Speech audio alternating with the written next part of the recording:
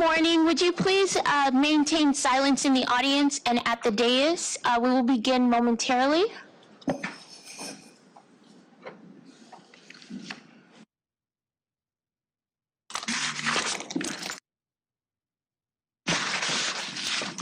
Good morning and welcome to the regular meeting of the Board of Water and Power Commissioners.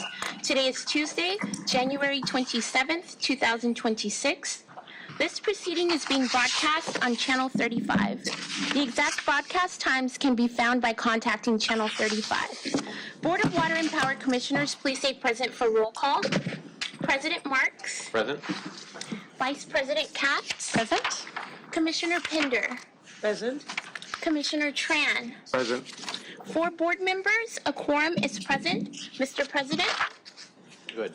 Thank you, Madam Secretary. I'm ALLAN Marks, the newly elected president of the commission, so I'd like to thank all of you for your patience today as I figure out how to run a meeting like this, and also thank you for your time in coming down.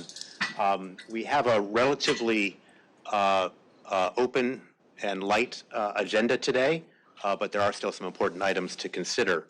At the beginning, I'd like to first open the floor to the other commissioners and see if anybody has any comments or things you'd like to make here at the beginning.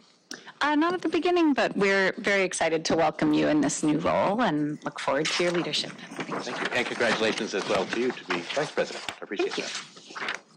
Well, I suggest that if at any time you're going to give him a hard time, let it be on his first day, because you'll never catch him again as wet behind the ears as he is today. So that's the way I'm welcoming you, because we know, and I'm just honored to serve with you.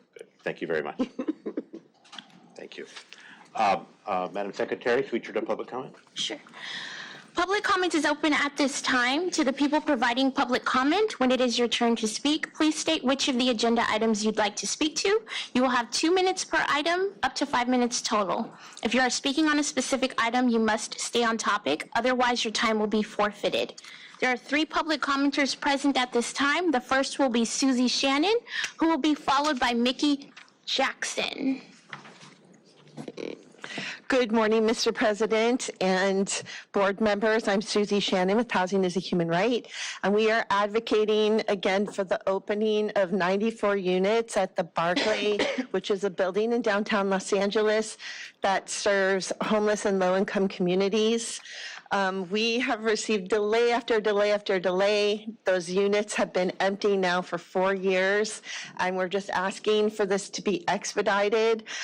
We understand this is taking much longer even than we thought 3 months ago, and so we have asked for temporary power to be brought to the building, and we would appreciate your help in expediting that to make sure that we can get the temporary power that we need to open those 94 units. As you know, we have over 43,000 people who are homeless on the streets of Los Angeles. 7 people die on average every single day. We know that the mayor has said many, many times that housing for our unhoused community is a priority, and we hope that we can get your help in expediting the temporary power. Thank you. Okay, thank you. The next speaker is Mickey Jackson, who will be followed by Shannon Chon. Good morning. 94 rooms, that's 94 people who wouldn't be on the street, and who knows which ones of them might actually die from being on the street. So it's a life-saving, life and death matter for people.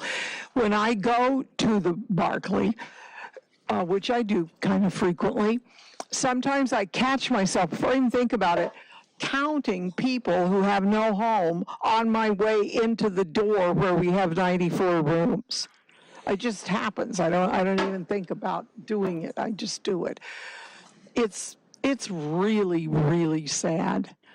And I'm hearing people in the community saying things like, well, I can manage my rent, but if my DWP bill goes up anymore, I'm going to lose my housing. People are losing their housing from this. And all we want to do is house people. That's all we don't want to be here, you know. Well, nothing of personal, but talking to y'all. Because we want to be working. and we want to house 94 people. So, we're just trying to do that. And I figure there must be some other folks in pretty much the same place or close to it. Thank you. Would you remain there one moment while I Yeah, of ask a course. question? Thank you. As to rates going up, that I'm not trying to address because No, you because put- that's another meeting. Yeah, that's another, and I'll get in line with you when we get to that part, okay? Because everybody's rates go up. Oh, yeah, But mine too. Isn't this the same building that has come up many times, and we keep saying that it is not related to DWP, but that it is related to some private? There was another permitting issue with the city last that I engaged and joined one of these meetings. Dave, do you have an update that you can share, or can we meet separately on Yes, that? Commissioners, I do. Actually, I have Mr.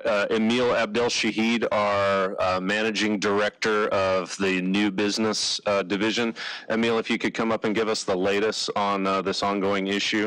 It all comes down to the standards that we require to do an interconnection are all based on life safety and the National Fire Protection Agency Code.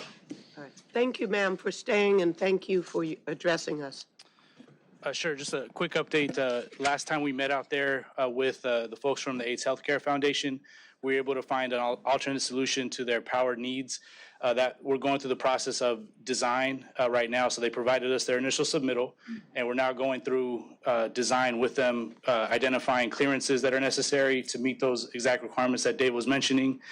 The building right now currently does have power going to it.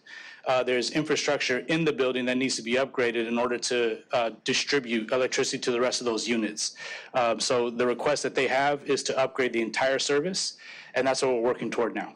Do you have even an approximate time that this might be completed? There's going to be a lot of work that needs to get done. So at this point, I do not have an estimate since we don't have all the details we need to get that scoped out. Well, personally, I'm even growing tired of hearing about this building and about this issue. So I personally would like a weekly update sent to me. Not a problem. Yes, we can get that. I think what we have to remember too is that we're pivoting here because there are requirements that you have to meet for interconnectivity. This building already had existing electrical service, but with this restoration and repurposing of the building, the electrical load is going to be a lot higher than what the building itself was designed for. Getting ahead of that and occupying and the proliferation of power strips and space heaters did result in a fire inside of the building. So we are trying to make sure that we are following the correct procedures for interconnectivity so that we can give them the size of service that they need. The building itself has restrictions to be able to build this type of equipment. So now that's the reason that we've had the field meetings with the new business staff and the staff from the Barclay so that we can come up with a non-traditional way to meet their power needs. And it'll take us time to design that. Thank you so much. I'll just add too that even if we put temporary power, if the internal connections That's and right. to distribute power are not safe, we cannot, for public safety, do so. And we've asked the building owner to upgrade the electrical system inside the building, including the panels. So we have provided power to the units that are safe to provide power to. Okay. Is it clear exactly what was said? They're not going to do anything further DWP until that internal system is stable. They're not going to risk burning down the building or endangering a life as long as the two things, I like to use this analogy, two hands clapping. So until we get two hands clapping, which is public over here, the strong one, DWP, and the private, together, we will not have power in that building to the satisfaction of the people. May I suggest that we agendize this for the next meeting, because it wasn't on the agenda this morning, and now the discussion is sort of becoming robust. And so under the Brown Act, we'd like to give all members of the I do think public it's a a good idea to chance put it on to the We're agenda asking for for next temporary power. We understand that we're bringing in a transformer, that there's a new location, but even just for the design review, it's taking very long time very much delayed on the DWP end. We do actually have a presentation on the agenda today about Power New Business. So if you end up being able to stay for that, there may be some reports there. I understand this has been a frustrating and long process for you. We certainly can have a formally agendized update on this topic. And as Commissioner Pinder noted, she'd like weekly updates. I've been staying abreast of this as well. So rest assured that we do feel that this project is very important, and again, it's just about making sure that we're within the regulatory requirements for safe power for this building. So we will follow up on this. Thank you. Thank you. Good. Should I proceed? Yeah, anybody, okay. So thank you very much. Thank you for your comments, and thank you, commissioners and staff as well. The last speaker will be Shannon. I believe the last name is Chan. Good morning. Good morning. We are here, my name is Shannon Chan, I'm a property manager. This is Allison Hanada, she's the landlord of the building. The water was cut off and we came down to the customer service area yesterday. And we didn't get any notice for the water being cut off. We have no idea as to why it was cut off. So we try to call, we are not getting any joy there. We just don't know what proper steps to take. And we had asked the customer service, do you have a supervisor? We'll just talk to somebody. They didn't have anybody, and I saw that there was a board meeting. So if there's somebody here from customer service that can help us, I would appreciate it. I'm just a loyal paying customer, would like to know what to do. Malo, is there somebody here? Yes, we have someone from our, Customer Relations Office who can meet with you. Christian Estrada and his team are here. If you go to the back, they'll meet with you now. Okay, wonderful. Thank you so much for your See the person time. standing up? Thank you for bringing that to our attention. Good. Thank you very much. We appreciate it. Are there any other public comments? We received one e-comment which has been published on LADWP, and we have provided each board member with a copy of the e-comment. Public comment is closed at this time, Mr. President. Okay. Thank you, Madam Secretary. At this point, I'd like to turn to a report and briefing by the Chief Executive Officer and senior executives from the executive team.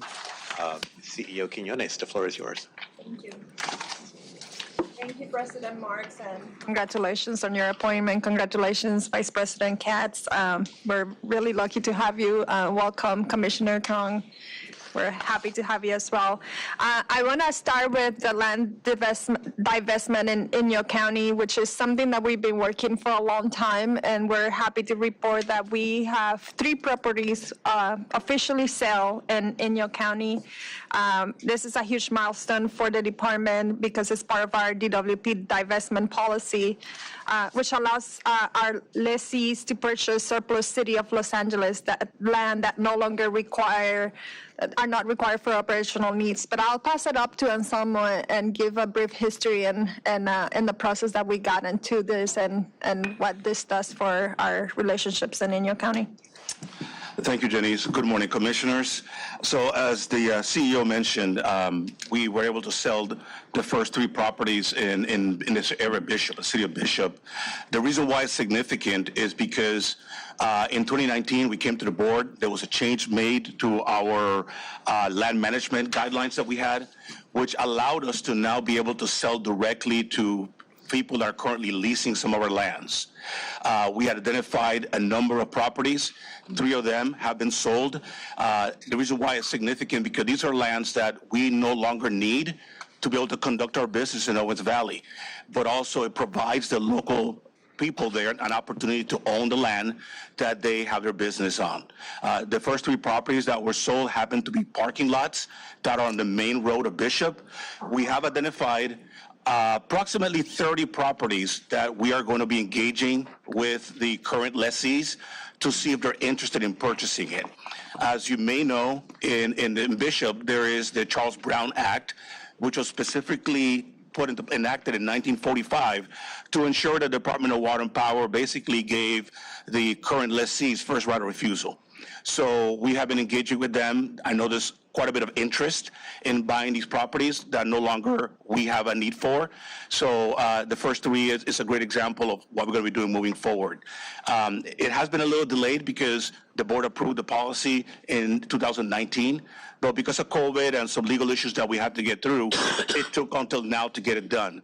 Now that it's done, I'm confident that we'll be able to move a lot faster in divesting ourselves from properties that we no longer need for the business of water and power. Good, thank you very much. I know the city of Bishop, too, has been keen to have economic development around some of these properties. With the, expansion of the new training center up there and things like that, I think this is a really good positive step. Absolutely. I also want to give kudos to our Security Services Division. Our number one priority for this year has been security and cybersecurity. And the security department has been going through a significant change on approach of how we're managing our security. And I want to commend them for stopping 2 different incidents where we helped capture thieves that were stealing communications cable and copper cable.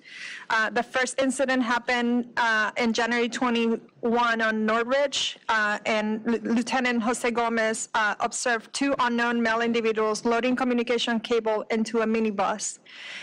He contacted our central monitoring station, which notified LAPD to respond to the location. And then other security officers, Lieutenant Simmons, Lieutenant Vera, and Captain Rocker also responded to the location to assist. Once the LAPD arrived, the 2 individuals had fled, leaving behind their minibus and the stolen communication cable. The second incident was on January 22nd in Woodland Hills, and Security Captain Rucker was on patrol and observed 2 unknown male individuals pulling cable wire from an underground vault located by the construction site that is the future location of Woodland Hills branch office. So Captain Rucker notified the central monitoring station, which again contacted LAPD.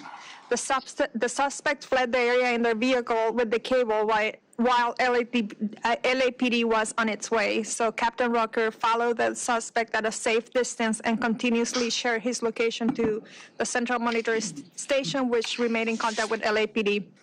LAPD and CHP conducted a felony stop, and both suspects were taken into custody.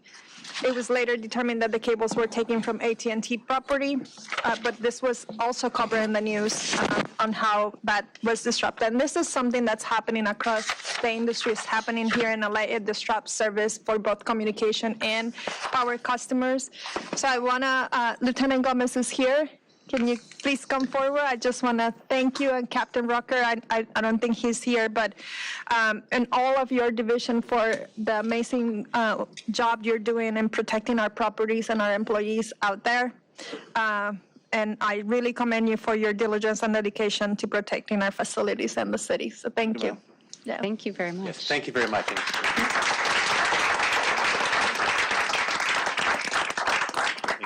Keep up the good work. Yes. Good. Thank you very much. We will not let LAPD hire you away from us. That's a good point, Commissioner. I also want to highlight the partnership with LAPD and responding to our calls, especially because when our security officers are on property and LAPD knows that we have eyes on suspects, they're quicker to respond because there's a possible arrest in the making. Yeah, absolutely. I have a couple of corporate updates. We had a presentation for the Energy and Environmental Committee last week, and we presented on our achievements for 25th and our priorities for 2026, which are and continue to be 100% clean energy by 2035, sustainable and reliable local water supply, investments in critical infrastructure, operational excellence by upgrading key processes, providing excellent service and equity to customers, wildfire response and recovery, and innovation and growth. And we highlighted our full divestiture from coal and the launch of ALLAN and the expansion of stormwater capture and recycle water programs, as well as one of the processes that you're going to see today, our modernization of our new business connection and the progress we're made there. I think it was a really good, well-received meeting with the Energy and Environmental Committee, which is a great partnership for our long-term strategic goals with the city. And then I'm going to pass this to Joe to talk about how great our communications and community affairs division is doing and performing, and all the awards that they have been nominated for. Thank you, Janice. Good morning, Commissioners. Just want to briefly share with you that our Communications and Community Affairs team, specifically the professionals that do communications, as well as our graphics and visual design teams, recently were named as finalists for 6 different awards in a national competition by Reagan, which is a PR training and standards organization that recognizes the best work in communications across the nation. They've been nominated for the Diversity, Equity, and Inclusion video, which was a Women's Career and Wellness Expo video from last year, Visual Design of the Year for our electric vehicle branding, Internal Communications video, which was featuring portraits in public service, was the theme of that video, as well as Video Team of the Year for our audiovisual team, and then also Internal Communications Design for Intake Magazine. Intake Magazine has been published for over 100 years here at the department. Started as a newsletter that went out weekly for members. We transitioned that to a magazine hardcover format for many years, and now it's fully online. It's a beautiful publication. Encourage you to take a look at it. Long format, both for our employees, our retirees, and the public. We also share that and promote it on social media as well. They were also nominated for Visual Design Team of the Year, our LADWP graphics design team. So we're very proud of these folks. We've built this team over the last really 15 years. They are exceptional in what they do. We do all of this in-house, and we're very pleased that they've been recognized as finalists, and we'll update you on if they win any. Good, congratulations, and to the whole team, too. I mean, I know that takes a lot of people. Yeah, congratulations, and it's really been a pleasure working with that team on a variety of different topics and projects, and one of their unsung, probably, functions is also enabling this meeting to be public and well communicated, which is very important for transparency. So again, congratulations to the whole team on these different recognitions. Thank you. Nice to see the national recognition, too. Yeah. And I don't think that I thanked you for the last meeting when you sat in for the CEO. Thank you for efficiently running this meeting for all of us. Appreciate it.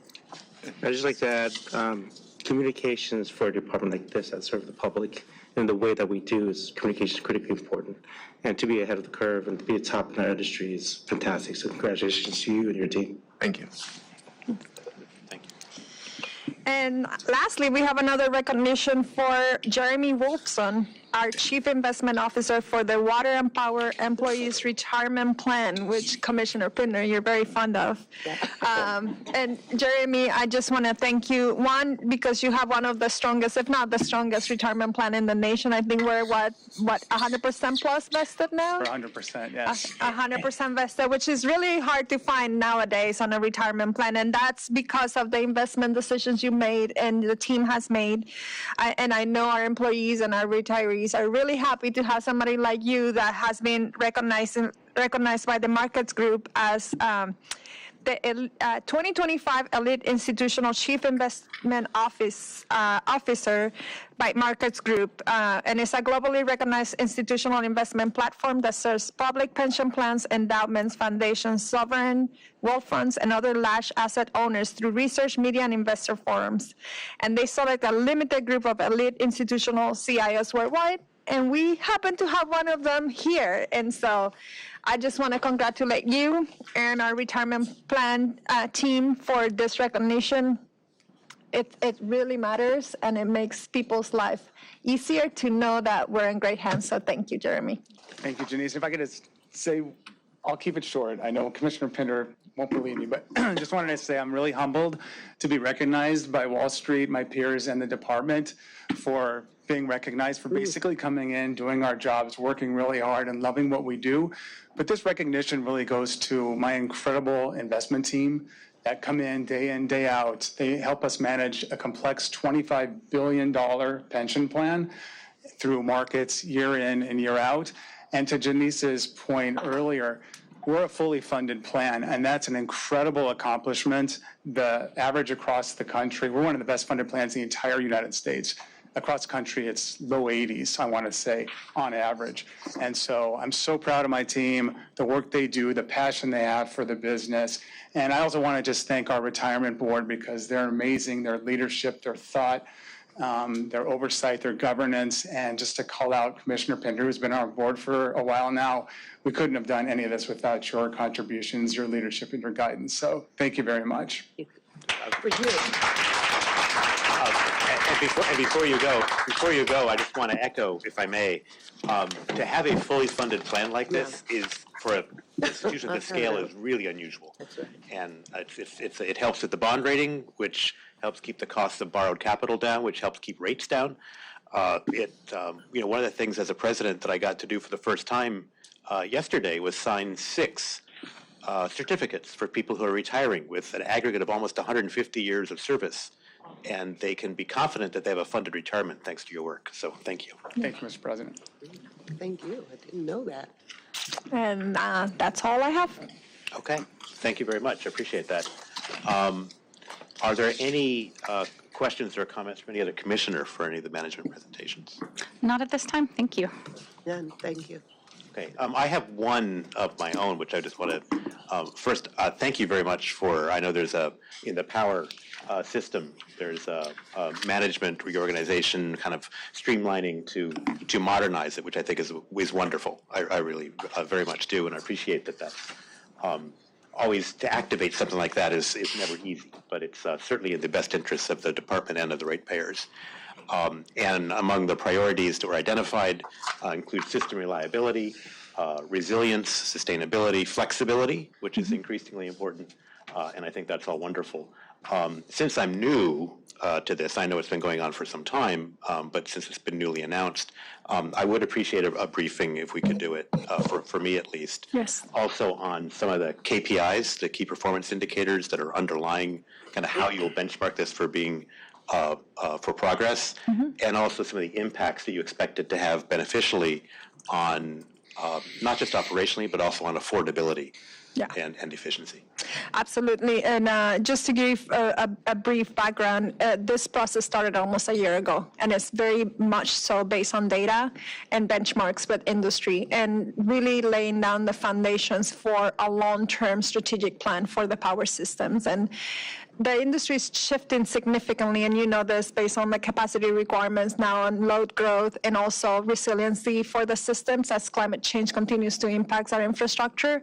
And so the power system has been engaged and it's engaged multiple layers of the organization to ensure that the design of the operating model, it's what we need to be supported in the future. So I'll pass it to Dave to give you a brief update, but definitely we'll sit down with you and whoever in the commission needs to hear about it, about the whole process and how it was informed and what's the deployment schedule looks like. Thank you. Thank you, Janice. To your point, we do have a board presentation, I believe, in February coming up to do a full presentation for what we're doing, how we got there, and our methodology, like Janice was talking about. Not only is it founded in data and external market views, we also did a lot of surveys internally to include the employees that are going to be affected by this with our labor partners through IBW Local 18, our Management Employees Association, LDA, just to name the top 3 that we deal with most frequently. So it is an all-inclusive process.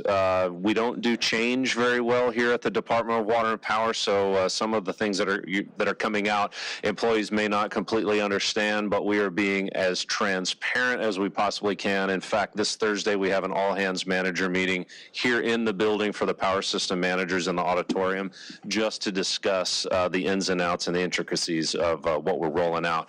There will be bulletins coming out with some title changes, some different silos that we're breaking apart and creating a more functional model. And this is our go live month. We've been working at this for 9 or 10 months so far. So we knew January was going to be hectic as we get all of this communications, the meetings. There's a lot of hiring that we have to do to be able to get the new folks in place. We're essentially shifting from a grouped organization that was grouped by function or by classification of employee, and we're grouping it by function that they perform. So, for instance, we'll have an entire division that's dedicated to substations, and that'll be substation design, substation operation, and substation maintenance all in one silo. Right now, those three functions happen in three different divisions under three different directors. Whether or not everybody gets along and works together and is pulling on the same resources is always our challenge. So what we're really excited about is expanding the capability of our electric trouble team, which is a 24/7 tactical response unit that's 100% composed of overhead line patrol mechanics. We're expanding that to include telecom because of what we're seeing with all the telecom cuts out there in the field, the theft. We're also going to include the substation operations, the maintenance mechanics, and our electrical test technicians. So we're going to take a team that is already 24/7, 365. We're going to add these additional functionalities to it, and we'll have our tactical team, we'll have our strategic project team, we'll have our O&M teams, and all in those different divisions will be embedded the support in the engineering and the procurement folks that help them support that function. So we'll have a very in-depth presentation for the board coming up here in the next couple of meetings. Okay. Oh, excellent. great. Thank you very much. Yeah, thank That's you. great. Good. Thank you. Thank you, Janice. Good. Any other comments from commissioners? If not, let's go on to the ratepayer advocate with respect to comments on items that are on the agenda. Mr. O'Connor. Great, thank you, President Marks. Tim O'Connor from the Ratepayer Advocate's Office. With respect to items on the agenda for today, we have met with Department of Water and Power team members and reviewed documentation on items 4, 5, and 6, as well as item 1 that are before you for approval today. Upon reviewing those, we had no concerns or issues with any of those items. We also, as part of our regular meeting with the financial services team, reviewed file item J1, the monthly financial services report, and engaged with that team and the CFO and have no issues with the reporting there. Also, related to the minutes from the last meeting. In those minutes, you'll see that our office talked about some upcoming public engagement sessions we're going to be hosting in the community. My colleague Edith Moreno is with us today to speak a little bit more deeply on those. And so with your indulgence, Edith will give a very brief presentation about some of the upcoming workshops in both English and Spanish. Wonderful. Thank you. Please.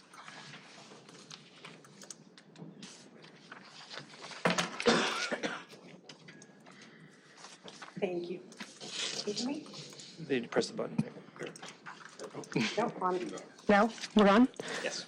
Okay, hi, good morning. Thank you so much, Tim. Good morning, commissioners. My name is Edith Moreno, and I serve as the Deputy Director of the Office of Public Accountability. I'm here today to invite the public to an inaugural series of events that marks a key shift in how our office is approaching its mission. A core principle for the new OPA is direct engagement. We believe that in order to be a true advocate, we must listen to ratepayers firsthand. Because while technical oversight is essential, data really only tells part of the story. Our work is most effective when it's informed by the lived experiences of Angelenos. To put this into action, we're starting 2026 by doing something OPA has never done before, which is heading directly into the community to host a series of listening sessions to gather feedback on experiences with LADWP affordability. These will follow an open house format featuring discussion boards that would be facilitated by staff and consultants. These sessions will help us gather key insights into the challenges community members face, from understanding their utility bills to the barriers they hit when trying to access assistance. Ultimately, these workshops will allow us to introduce the OPA to the community and, more importantly, use what we learn to guide our work and our advocacy. We have some information here in English and in Spanish, but our inaugural session will be held tomorrow night at the Boys and Girls Club in Pacoima from 6 to 8 p.m., followed by a session in South LA at First AME Church on Thursday, February 5th, and then followed by another session in Northeast LA at the Dolores Mission Church. So we're here ready to listen, and we invite the community to come help us shape the future of their water and power services. I also want to give a big shout out to Joe Romalo and his team for helping us amplify these posts. LADWP was able to post these on their social media platforms like LinkedIn, Facebook, and Instagram. And so really thank you for doing that for our office. I'm also going to say the same thing in Spanish, so please bear with me. And so for those folks who are in the room, who are Spanish speakers, and for anyone that is listening to us online, well, commence. Hola, buenos días. Mi nombre es Edith Moreno y soy la subdirectora de la Oficina de Rendición de Cuentas Pública, o OPA, por sus siglas en inglés, que también es conocida como el defensor de los usuarios. Estoy aquí hoy para invitar al público a una serie inaugural de eventos comunitarios, que es un nuevo rumbo para nuestra oficina y una parte clave de nuestra misión, que es la participación directa con la comunidad. Creemos que para ser un verdadero defensor debemos escuchar a los usuarios de primera mano. Aunque la supervisión técnica es muy importante, los datos solo cuentan una parte de la historia. Nuestro trabajo es más efectivo cuando se basa en experiencias reales de los angelinos. Para poner este principio en acción, estamos haciendo algo que la OPA nunca ha hecho antes, que es ir directamente a la comunidad. Nuestra oficina ha organizado una serie de sesiones de escucha para conocer sus experiencias con el costo de los servicios de agua y luz que ofrece LADWP. Estas sesiones seguirán un formato de casa abierta o open house con mesas de discusión facilitadas por nuestro personal y consultores. Las sesiones nos ayudarán a obtener información clave sobre los desafíos que enfrentan los miembros de la comunidad, desde entender sus facturas de servicios públicos hasta las barreras que encuentran los programas de asistencia que ofrece LADWP.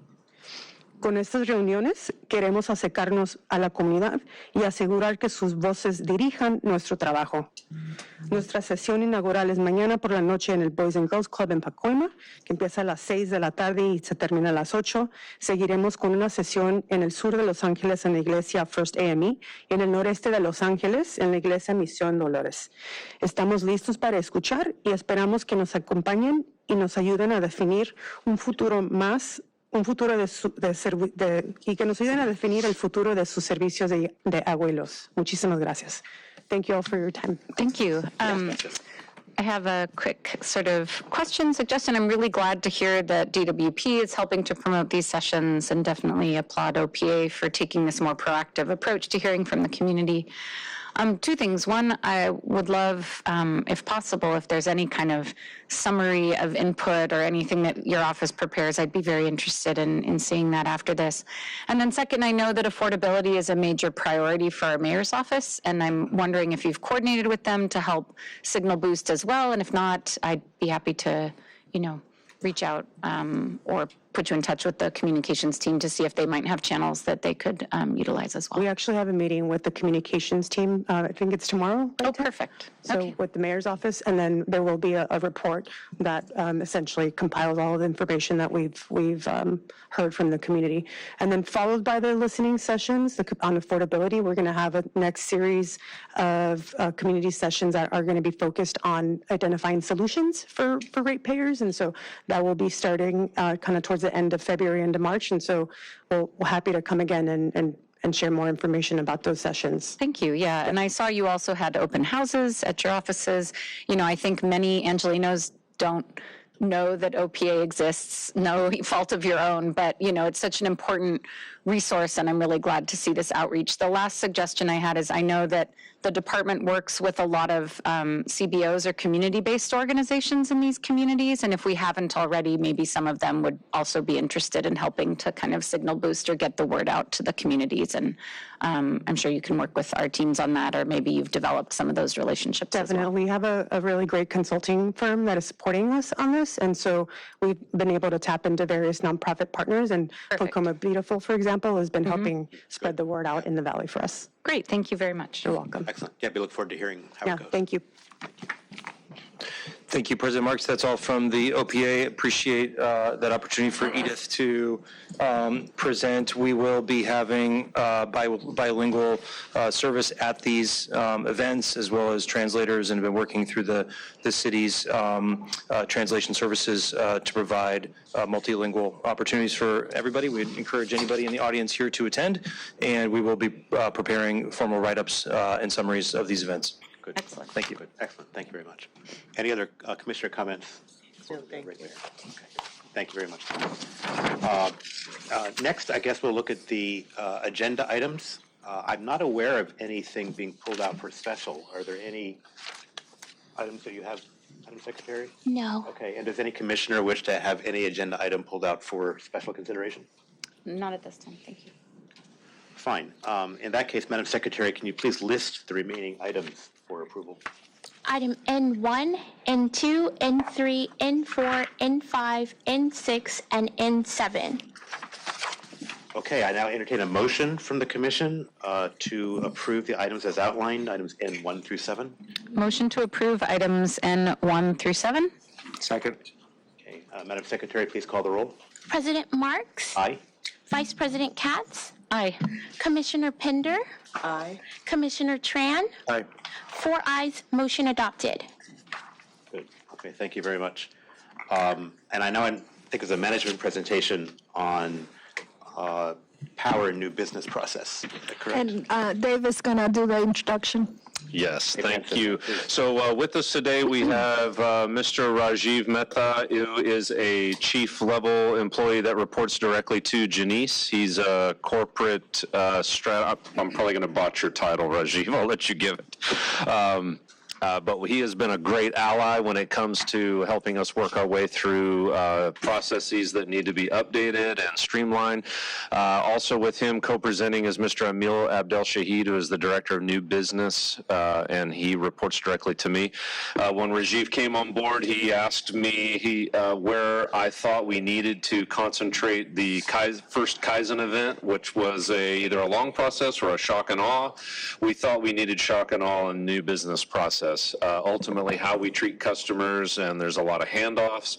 So Rajiv was able to help us through that, and now we have this wonderful presentation, and this is our #1 pain point in the power system that's very externally viewable, and we get a lot of calls from the mayor's office, and this is the team that's going to help us fix this. Take it away, gentlemen. Please. Thank you. And real quick before we jump in, thank you, Dave. My name is Emil Abdel Shahid. I'm the Director of Power, New Business, and Electrification.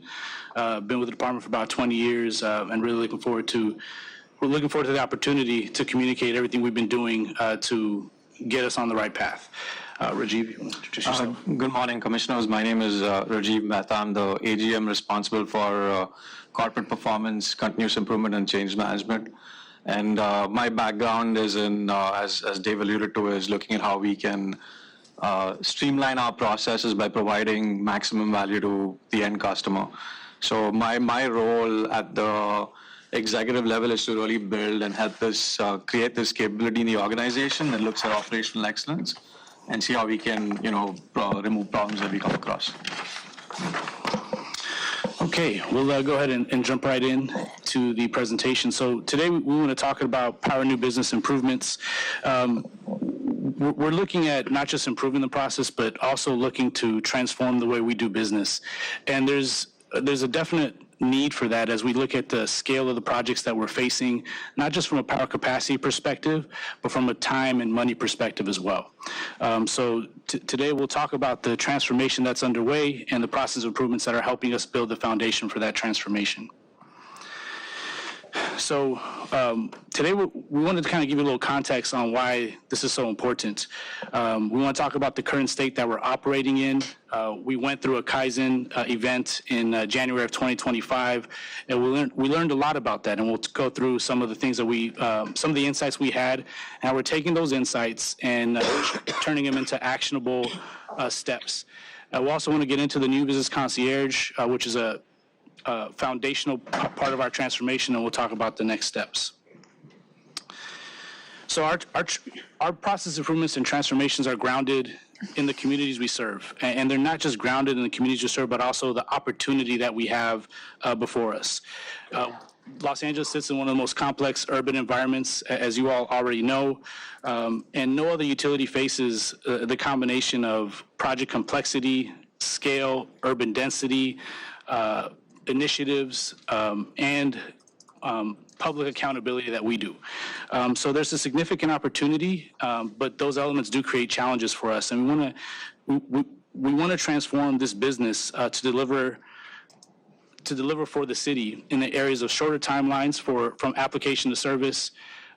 Cutting those timelines will eventually reduce costs for our developers, and we want to give our customers this predictability so that they understand the process and know when they're going to get power. The City of Los Angeles and LADWP is a critical path to major city initiatives. We have a lot of electrification going on at the Port of Los Angeles, various projects at the Los Angeles International Airport to facilitate business and growth in the city and expansion of terminals, the Los Angeles Convention Center expansion project, and more than anything, we have the Olympics that are coming our way. And so when we transform the way we do business, the City of LA has so much to gain from this opportunity, not just in the areas of economic growth, but in our ability to be prepared for any of the challenges that come our way.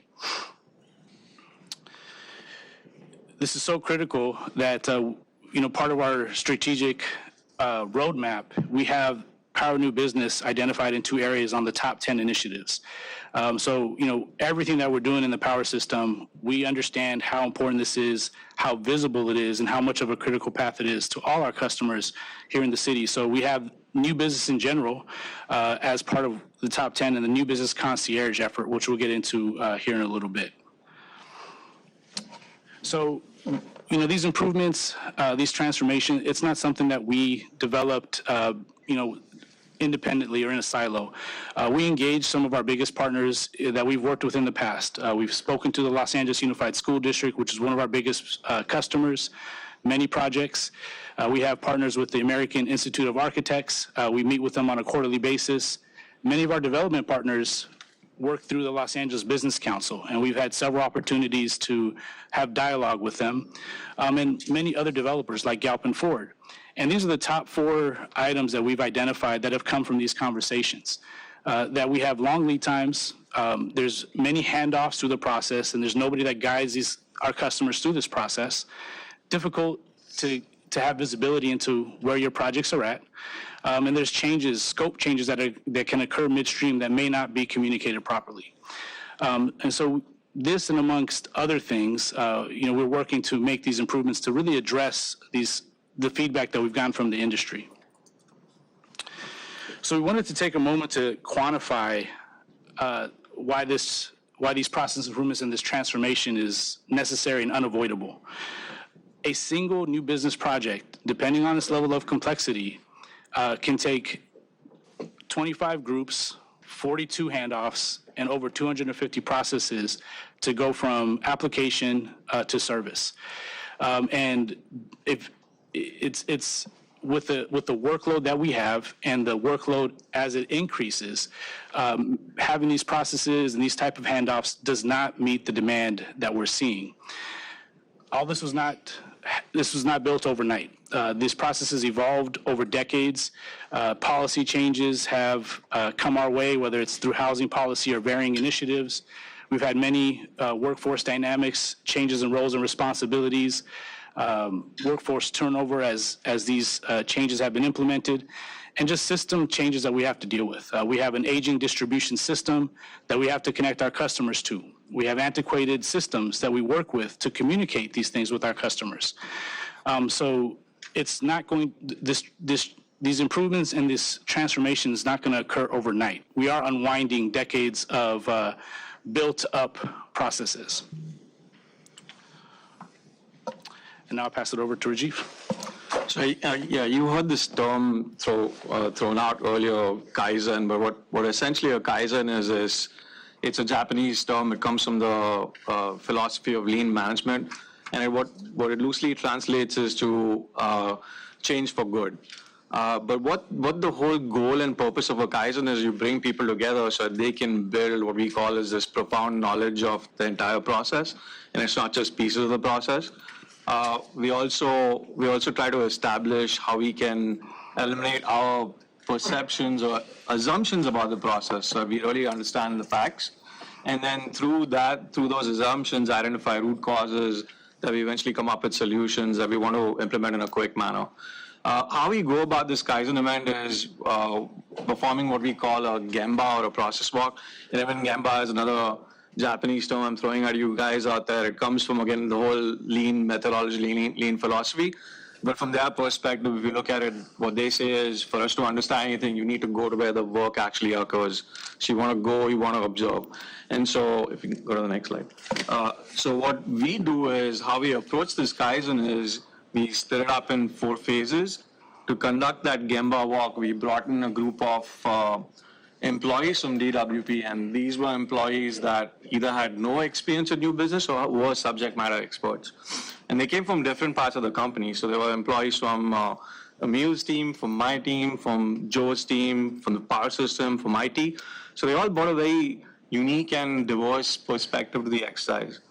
But what guidance we gave them was that, they have assumptions about the process, but we wanted them to take the role of what we call being a student. And how they became a student was, we would bring in the actual people that did the work. So the actual employees. We split this Kaizen up into 4 phases. So if you look at it here, phase 1 and phase 2 is where we did a lot of that deep dive analysis. We interviewed, I think, approximately 30 employees, ranging from teams in real estate, new business engineers, cable engineers, civil engineers, clerical staff, overhead pole spotting team, some of the construction crews. And what we were trying to get down is to really understand, what do they do from a process standpoint. So where does their process start? Where does it end? What happens in between? And what we also did is we collected from these employees, we asked them, where do they see pain points? What are some of the things that are obstacles for them? If they had a crystal ball, how would they improve the process? So we're getting that feedback directly from that employee.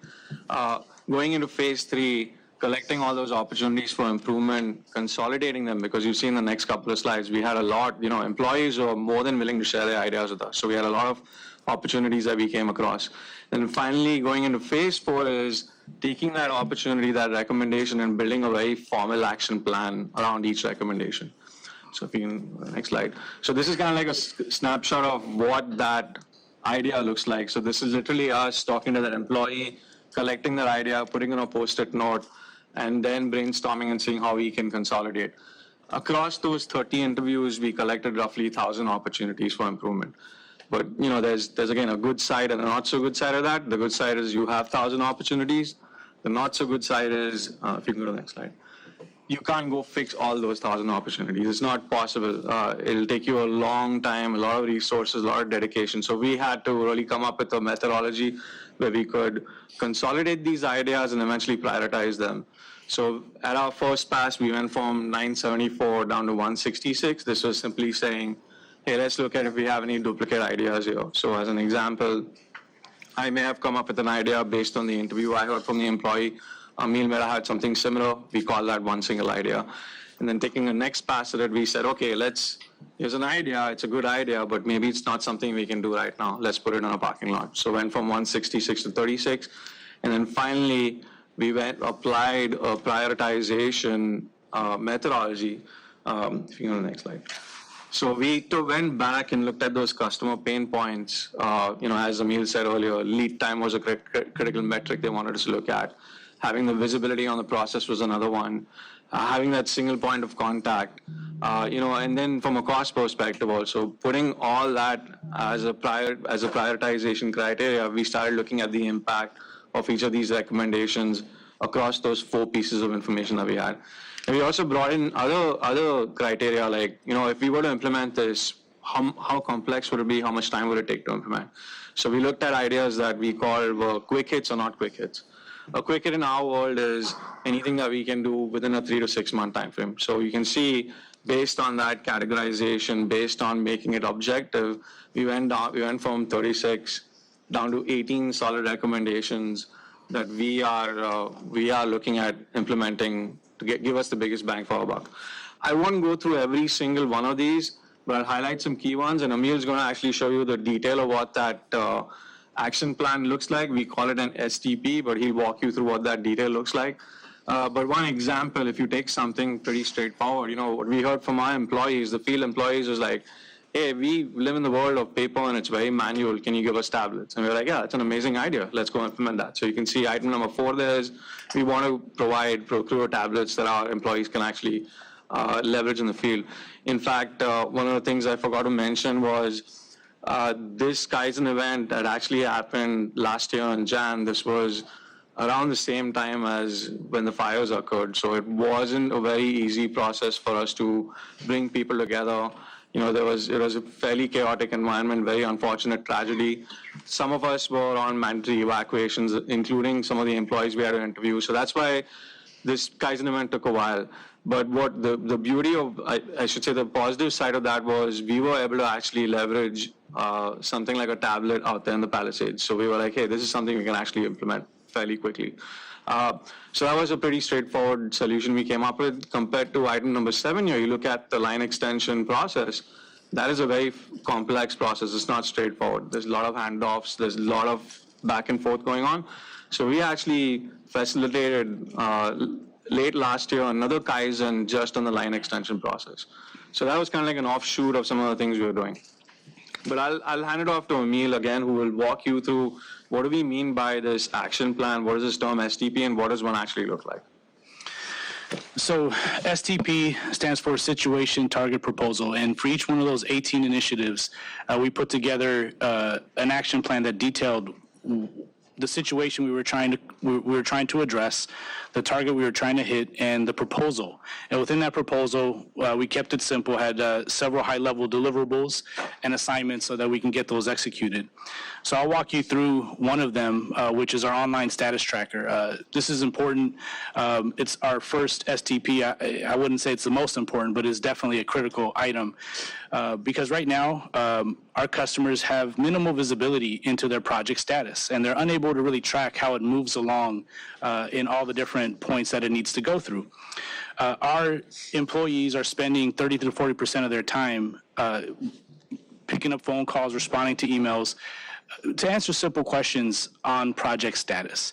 And so we wanted to improve our target with this STP was to reduce the escalations to executives by 50%. The majority of those escalations are about project status, and to reduce the number of calls we get by 50% that are related to project status. And so we have 2 proposals for this particular STP. One's a short-term and long-term. Short-term is we want to update our current status, our portal that customers visit to get their status, to be more intuitive and provide more information. Our long-term proposal is to upgrade the system that we use that tracks our projects from beginning to end. And I won't go through the action plan, but we identified 5 high-level deliverables. We did identify this as a quick hit, and it didn't turn out to be a quick hit, but we're still working through this, and we'll talk a little bit about the governance layer that we have. So in order to execute this, we created this dashboard. The underlying pieces that feed this dashboard are those action plans with a detailed work breakdown structure on what needs to be done to achieve them. Each one of these STPs have an owner, and there's an overall program manager. And what you can see here, this presentation was prepared at the end of the year. We're about 60% complete with our portfolio at this point, and we're looking to really execute most of these STPs by April 16th of this year. And so this is critical for us because then we know where the problems are. We can help address these improvements and continue the transformation process by tracking and monitoring and control. So now I want to get into something a little bit, it's an offshoot of some of the improvements that we made, but it's our new business concierge. So we talked about the issues that we're running into with the single point of contact. Our processes can be very complex, and I'll sort of caveat that by getting power to any residence can be a complex process, let alone if it's a small single family home or a high-rise building. And so having a single point of contact that understands that process and can walk these developers, the contractors, the people that need this information through that process, helping hold them accountable and helping hold us accountable is critical. A dedicated project coordinator that can work with the construction teams to help schedule these projects and really handhold the customers through our complicated processes.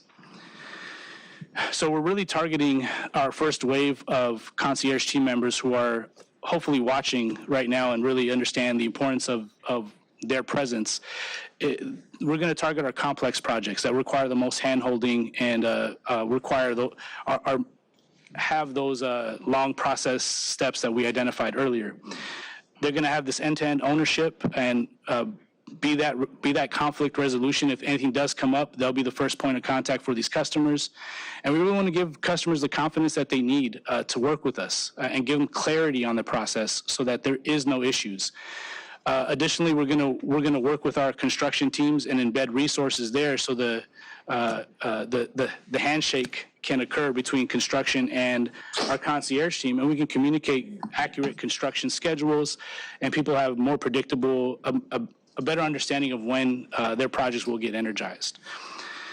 So, we talked a lot, and now I just want to take a brief moment to talk about what's next. This pyramid here, this triangle, has several layers of things that we think need to occur in order to really have sustainable customer excellence. It starts off with continuous improvement. Technology is going to be a key point. Through this reorganization of the power system, we're starting to see alignment of resources to help address functionality issues that we've been struggling with for a while. And without all these layers being addressed, we're never going to get to that point of consistent and sustainable customer excellence. And so we're going to work toward executing this transformation plan.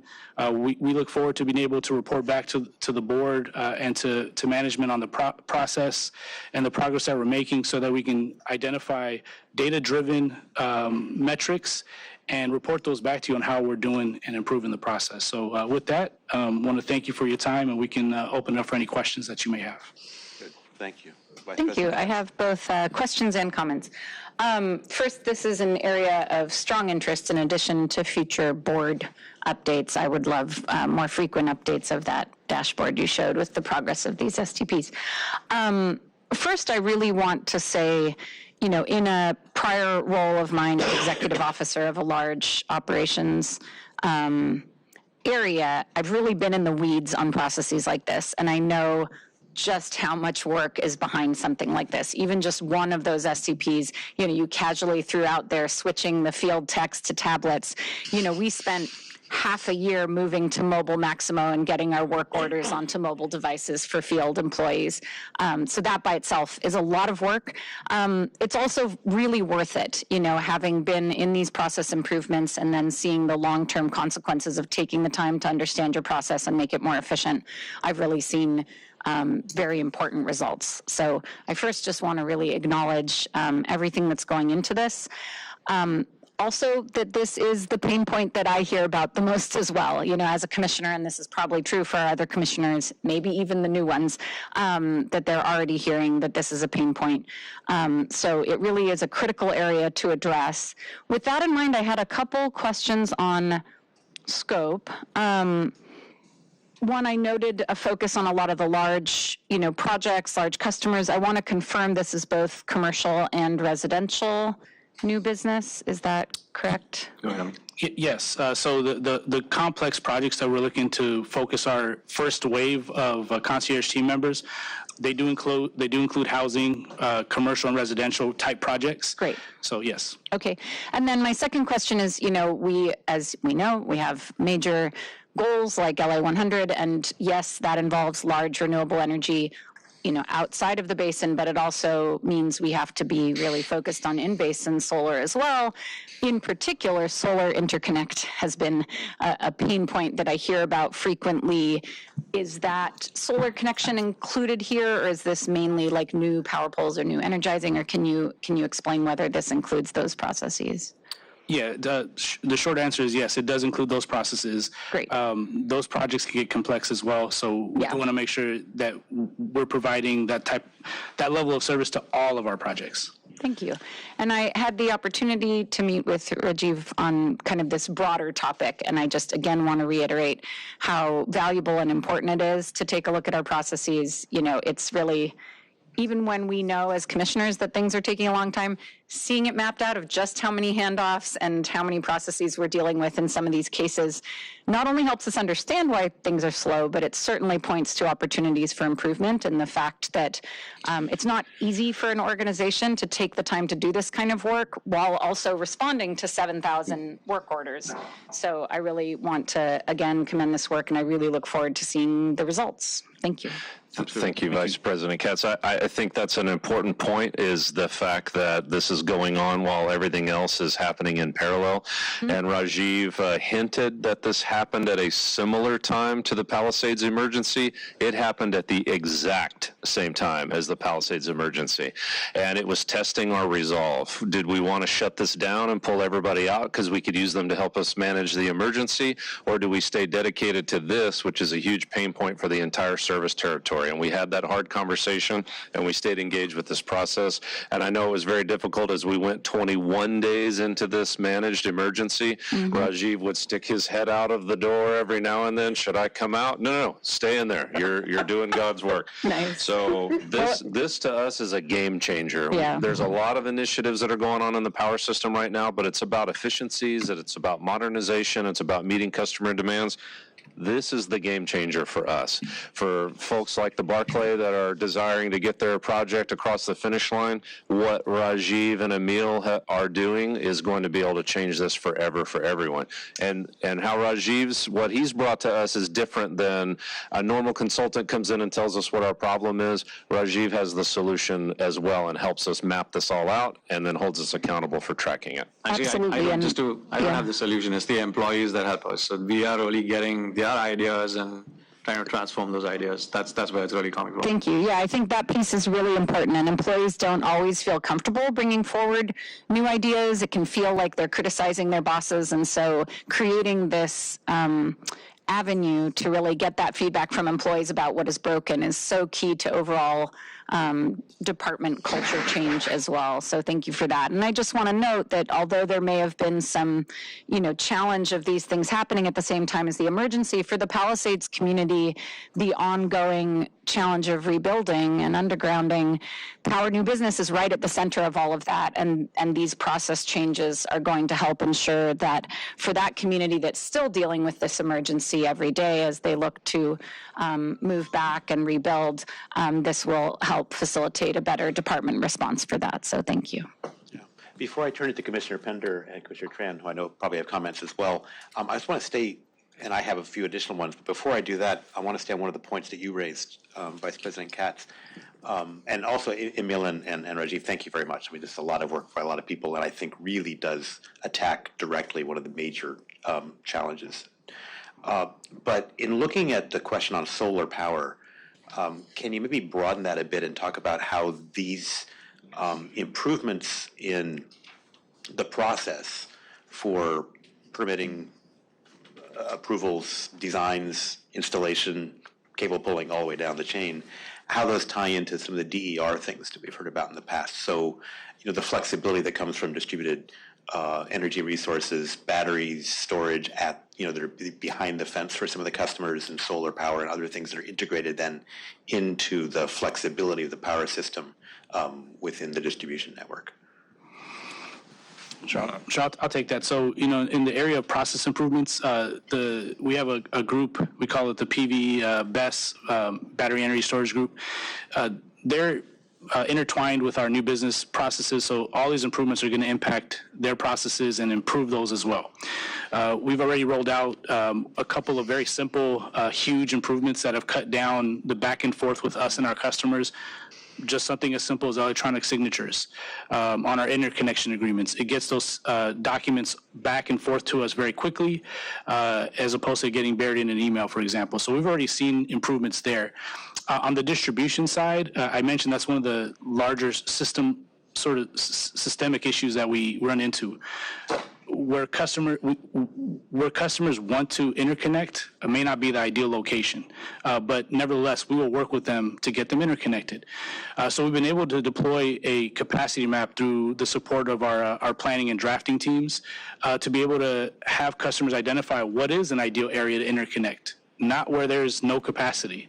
Where there's capacity, that's where you want to target. So we've been able to push that out there. So that's going to significantly benefit those folks that want to interconnect, help them identify where, therefore facilitating the process downstream as well.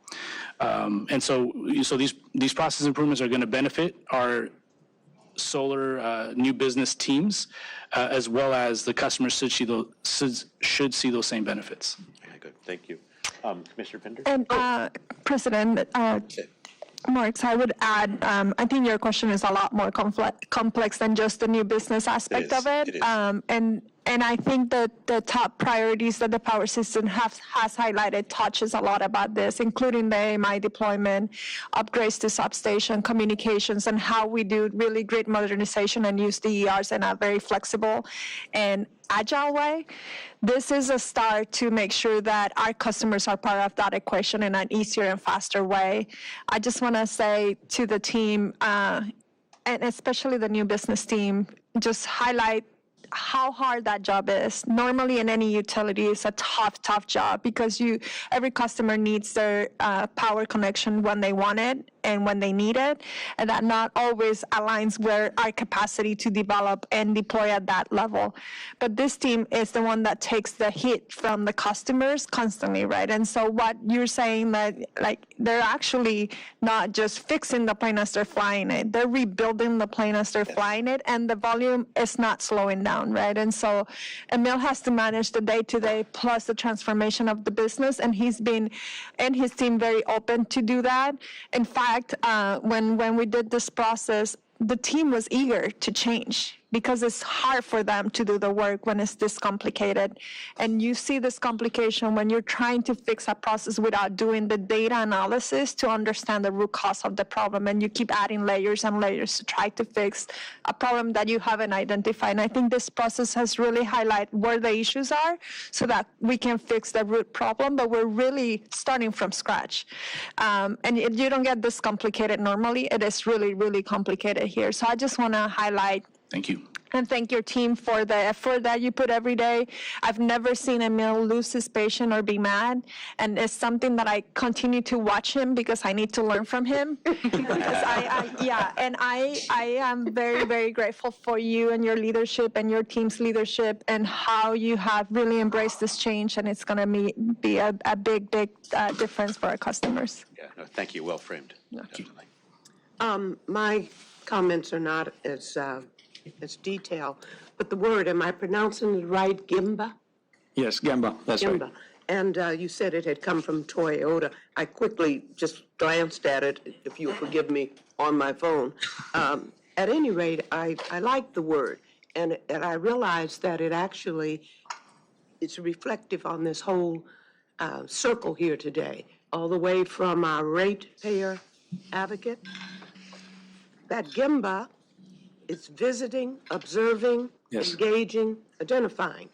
Now, that is something they certainly try to do with us as commissioners. We have been to many, many of our facilities. I was at the Intermountain Project, as was Commissioner TRAN. Each of us, during our stay, we go to various places, from not only the more technical ones, but even to the enjoyable one. We go to community projects, and that's when I mentioned our ratepayer.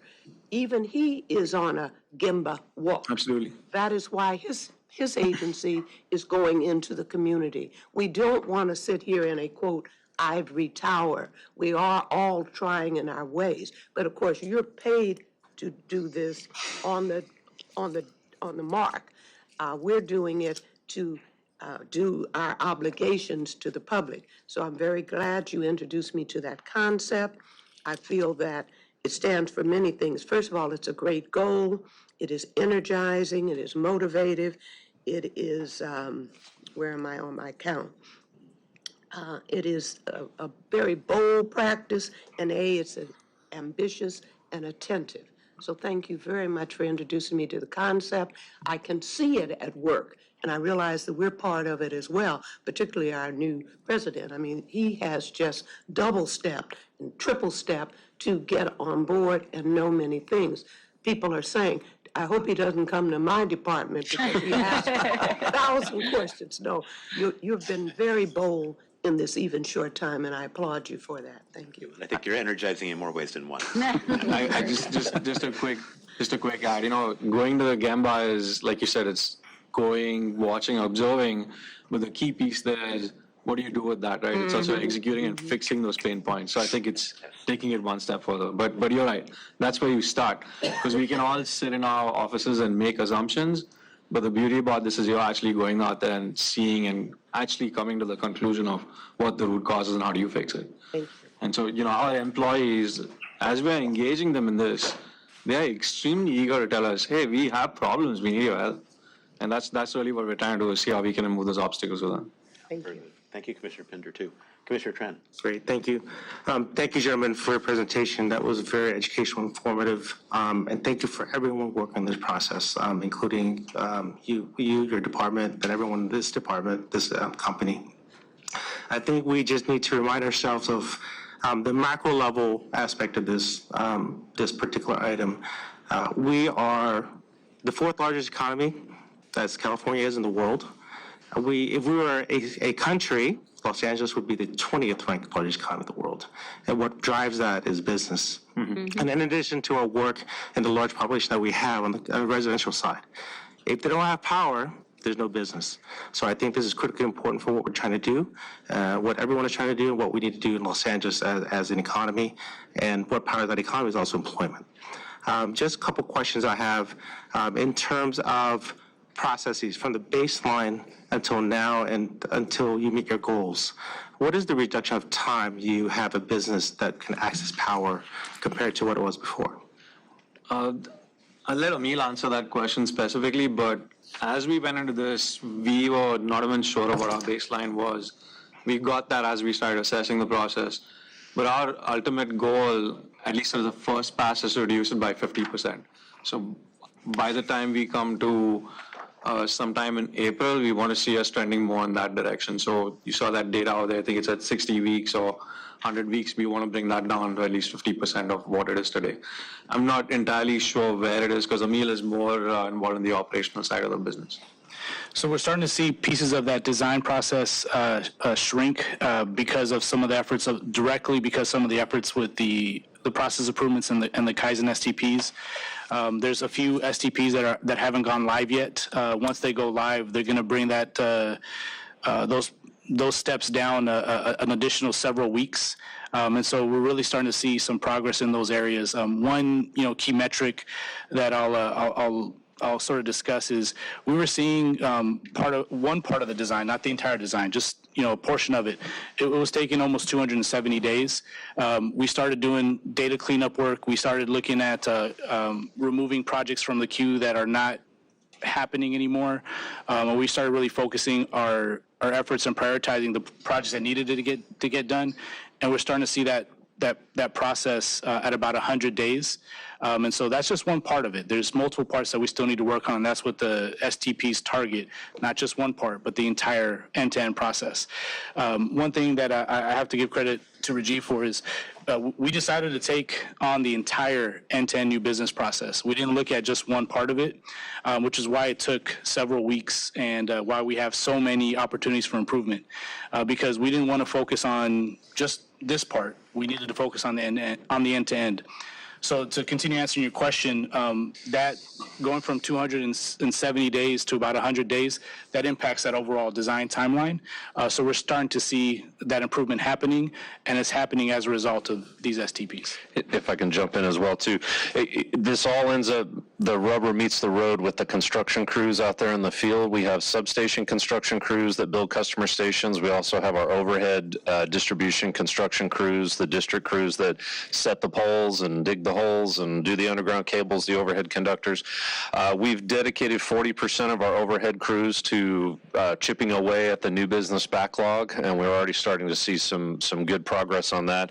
We used actually AMI group under John Vanacore and ATI saw an issue with solar jobs as it came towards the end of the year and took it upon themselves to shift into that and stab meters primarily for these solar projects. So we didn't hear a lot of the noise that we normally hear towards the end of the year for people trying to get that end of year goal for solar projects. So with those dedicated construction crews out there working, we're really starting to see some progress on this, and we're really excited for the headway that we're making on this. And this is no small lift too, because there's a lot of labor agreements that we have to negotiate. So you'll see some of those STPs are at 22%. What are we waiting for? Well, there's a meet and confer process that we have to go through with some of our labor unions before we start to make changes there. And I would say that's a game changer in the industry to dedicate crews into this process, because normally it's your district crews and they get pulled for emergencies, so they might leave a job if there's an emergency happening. But dedicating crews not only helps our customer keep the date for the customer, but also the concierge to give an accurate date because they have the resources already and the work plan established for hours of work. I would also say the STPs don't end here. This first 18 are done April 16, but the team is going to continue with the other 36, the other that are part of the list of 36, because the goal that I gave them was 50% reduction on year one, and then another 50% reduction the next year. Like we mentioned, this has been decades of issues with this process, so like just giving them chunks that they can achieve milestones, that's the plan. And so that this doesn't end on April 16, continues. That's why we call it continuous improvement. Right? That's right. What's our goal, Emil? 2028 JD Power and Associates best customer service. That's our goal. I look forward to that seal, that little shield. Yes. Great. That's our goal. Thank you. Thank you very much for that. Second to last question. As small businesses in this economy, if my sources are correct, account for 40% of the GDP and 50% of employment, how do you approach large businesses versus SMEs in terms of prioritization or identification and then servicing? So, great question. You know, we look at some of the larger projects. You know, the various loads. Every customer has a different request from us, and so we're able to determine the complexity of the project just by that. You know, a lot of times you might not know you know, who's requesting the project, but you know what they're asking for and what they're needed. The customer concierge, we're going to be a little bit more intentional in how we identify those projects. Giving you just a quick example, you know, we have Cedars-Sinai, they're building a new hospital in Marina Del Rey. We energized that on Friday, and that was due to some extreme surgical coordination that we had to do with them. You know, we were able to identify that project early on and know that this is going to need a little bit more attention because it is a hospital. Similarly, we have a high-rise building in West LA. So we're able to separate out these projects. We're going to focus our concierge team, the first wave of the concierge team, to focus on these super complex projects. We're also looking to continue to develop that concierge team, not just for the complex projects, but for the smaller projects as well. They might need more help than some of these larger projects. So we're working toward that. So I guess your question is, how do we identify them? We know as they're coming in the type of loads, what's a more residential project, what's a large commercial project. We know as they come in what they are, and we'll be able to separate those out and assign them to the right groups of people to be able to handhold them. Until we get that full concierge team in place, we're going to continue to focus on those complex projects because, as you can see, it's a pretty complex process. So the concierge is double-ended. So we are also standing up a set of technical scheduling schedulers and engineering folks in the distribution, construction, and maintenance crews. So power transmission and distribution is our T&D folks, our linemen, our cable splicers, the electric trouble, vegetation management. This division is the one that keeps the transmission and distribution system going outside of the customer station. They've been under supported. They haven't had embedded IT folks. They haven't had embedded engineering staff. So now we're building out that engineering support so they will have an electronic schedule that will communicate with the new business concierge, and then the new business concierge will be the single point of contact for the customer. Right now, we hand projects over to the distribution construction division or the district, and we expect that area superintendent to now call the customer. So the customer is dealing with 3, 4, 5, several people through the process. Now they will only deal with the new business concierge and will be automating and making electronically viewable those schedules that live in the districts.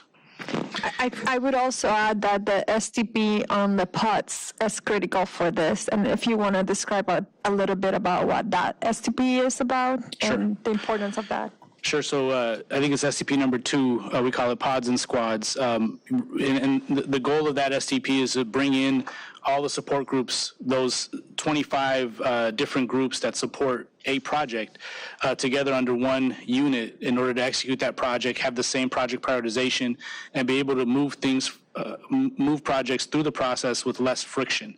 And so, as I mentioned, the part of the power system reorganization that's occurring is sort of a step in that direction to start bringing some of those support groups into new business and to work directly with those projects. So that's a little bit about the pods and squads. And as Dave mentioned, some of the dedicated crews. So we're taking steps to executing that right now. Yeah, and if you think about an SMB, you can have a pod team for SMBs that manages that customer class, and it's easy to understand the needs of that customer and segmentation. That is one that requires meet and confer because we're changing people's out of classification organizations into a pod system that we've never done. But it really creates that knowledge and that group of people that have from drafters to engineers to planners to construction schedulers and that one pod dedicated to that customer class. Great. Thank you very much. Thank you. So does that, I guess, also then provide more seamless connection between the engineering piece and the construction? Yeah. Correct. Yeah. For sure. Good. Another question I had, I think this idea of a unified dashboard, single point of contact, I think it's terrific from the customer perspective because it gives them, real-time visibility and avoids wasting people's time calling for status because they have access to it directly. When there's another agency involved, for example, Public Works, if you're dealing in the public right-of-way, how does that tie into the information flow? Great question. It ties into the information flow. Currently does not tie into the information flow, but it is a critical path to getting your conduits in the public right-of-way built out. So we're working with the city. There's a Build LA platform that we're working with to start integrating our data with the Bureau of Engineering and LADBS data. We're actually also working with our internal IT folks to bring that data into DWP so that we can use it as part of our unified dashboard. So a customer knows that we cannot get them power if they don't have a building and safety clearance. We can't open up the streets without the Bureau of Engineering permitting. So all that's going to be coming in. We're actually talking about that this morning before I came up to the board with our IT staff. So things are working to bring all that data in here and share it with the Build LA folks as well. And the other aspect of that is bundling work, right? We don't want to open a street 3 times. And so some of the constraints that new business has is that we have to upgrade our distribution system, our distribution station, so we can understand in an investment planning function where our investments are prioritized every year so that we manage to multiple issues or concerns at one time instead of separated by different divisions. Right. Yeah, of course, street lighting is another one that fits that. Yes. Okay, good. Any other commissioner comments or questions? Not at this time. All right, well, thank you. Wonderful Thank you very presentation much. and wonderful initiative. Thank you. Good job.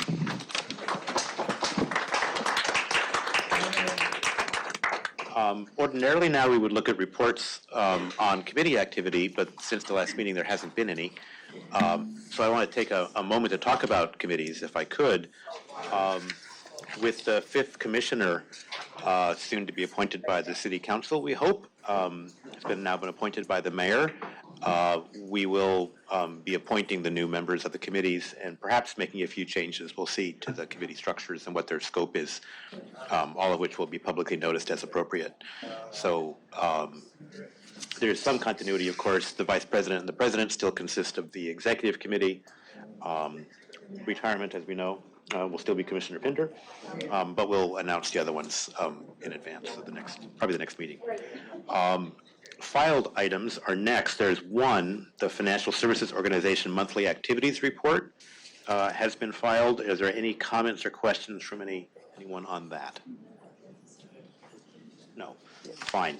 In that case, could the Commission Secretary please order agenda item J1 as filed? So filed. Okay. And let's move to the minutes of the last meeting, which was January 13th, 2026, the regular meeting of the Board of Water and Power Commissioners. They've been distributed. Are there any corrections that any commissioner wants to make to the minutes? Nope. Fine. Then a motion to approve. Motion to approve the minutes? Second. Jinx. All right. Thank you very much. And Madam Secretary, can you call the roll? President Marks? Aye. Vice President KATZ? Aye. Commissioner Pinder? Aye. Commissioner TRAN? Aye. 4 ayes, motion adopted. And does any commissioner have anything they want to suggest or move for a consideration for future? No motions at this time, thank you. None. Okay. Madam Secretary, have any formal positions been filed by neighborhood councils? I think there may be one. One community impact statement was received from the Northwest Wood Neighborhood Council. The community impact statement was published on ladwp.com for public record and was included in the commissioner's briefing material. Good. And I read it, and I appreciate their comments and making us aware of it. So please order that agenda item M is so filed. So filed. And I think for the record, that was Woodland Hills. I'm sorry, Right. Woodland Hills. Thank you. Forgive me. Oh, that's okay. I think last time was Northwest Wood, so Yes. thanks. Fine. In that case, I think we would be moving into, well, ordinarily closed session, but today, correct me if I'm wrong, we have nothing for the regular meeting closed session. Correct, so you can adjourn the regular meeting if you're ready, and then you can convene the special meeting. Fine, I'll do that. So in that case, we are adjourned, or do I need a motion to adjourn? Yes. We are adjourned. We are adjourned. Thank you very much.